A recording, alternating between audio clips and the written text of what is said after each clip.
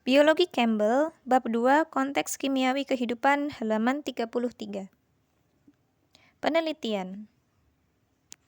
Apa yang membentuk kebun setan di hutan hujan? Percobaan. Bekerja di bawah bimbingan Deborah Gordon dan bersama Michael Green, seorang mahasiswa S2 Megan Frederickson, mencari penyebab kebun setan. Tegakkan pohon satu spesies tunggal Duroya hirsuta.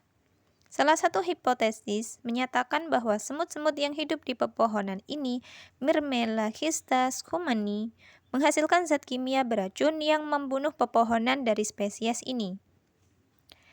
Hipotesis lain mengatakan bahwa pohon Duroya sendirilah yang membunuh pohon-pohon pesaing, mungkin menggunakan zat kimia.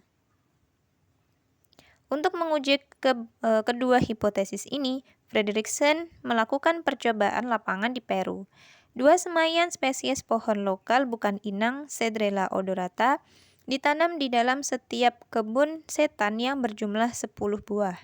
Di dasar salah satu Cedrela diletakkan penghalang serangga yang lengket. Cedrela yang satu lagi tidak dilindungi. Dua lagi semaian Cedrela dengan dan tanpa penghalang ditanam 50 meter di luar setiap kebun. Para peneliti mengamati aktivitas semut pada dedaunan Cedrela dan mengukur luas daerah tempat jaringan daun mati setelah sehari. Mereka juga menganalisis secara kimia kandungan kelenjar racun semut.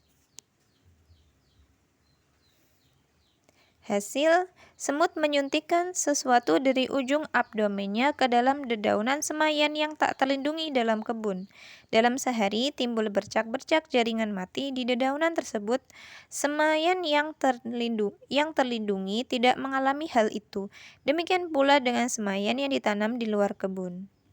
Asam formiat adalah satu-satunya zat kimia yang terdeteksi dalam kelenjar racun semut. Kesimpulan, semut dari spesies Myrmelagistas schumani membunuh pohon bukan inang dengan cara menyuntikkan asam formiat ke dalam pohon tersebut, sehingga menciptakan habitat yang sesuai atau kebun setan bagi koloni semut. Sumber: M.A. Frederickson, M.J. Green, and D.M. Gordon, Devil's Garden, Bedeviled by Ants Nature. Inquiry in Action. Baca dan analisislah makalah asli penelitian ini dalam buku Inquiry in Action, Interpreting Scientific Papers. Bagaimana jika? Hasil apa yang akan diperoleh jika ketidakmampuan untuk tumbuh oleh semaian yang tak terlindungi dalam kebun setan disebabkan oleh zat kimia yang dilepaskan oleh pohon Duroya, bukan oleh semut? Melihat bagaimana sifat emergen atau sifat yang muncul tampak pada tingkat terendah organisasi biologis, misalnya penyusunan atom-atom menjadi molekul dan interaksi antara molekul-molekul tersebut dalam sel. Di suatu titik dalam transisi dari molekul ke sel, kita akan melintasi batasan yang kabur antara tak hidup dan hidup. Bab ini berfokus pada komponen-komponen kimia yang menyusun semua materi.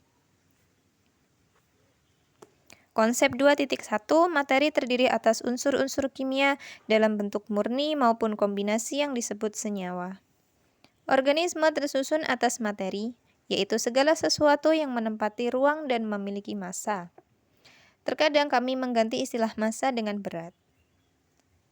Walaupun keduanya tidak identik, massa adalah jumlah materi dalam suatu benda, sementara berat suatu benda adalah seberapa kuat massa tersebut ditarik oleh gravitasi.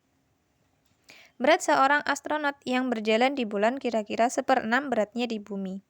Namun massanya tetap sama. Akan tetapi selama kita berada di bumi, berat suatu objek adalah besaran massanya. Oleh karena itu, dalam bahasa sehari-hari penggunaan kedua kata itu bisa dipertukarkan. Materi terdapat dalam berbagai bentuk. Batu, logam, minyak, gas, dan manusia hanyalah sedikit contoh dari apa yang tampaknya menjadi kumpulan berbagai macam materi yang tak terhingga. Unsur dan senyawa. Materi tersusun dari unsur-unsur. Unsur atau elemen adalah zat yang tidak dapat dipecah lagi menjadi zat lain oleh reaksi kimia. Saat ini ahli kimia telah mengenali 92 unsur yang ada di alam. Contohnya emas, tembaga, karbon, dan oksigen. Setiap unsur memiliki simbol, biasanya satu atau dua huruf pertama dari namanya. Beberapa simbol berasal dari bahasa Latin atau Jerman. Misalnya, simbol unsur yang dalam bahasa Inggris disebut sodium adalah Na dari kata Latin natrium.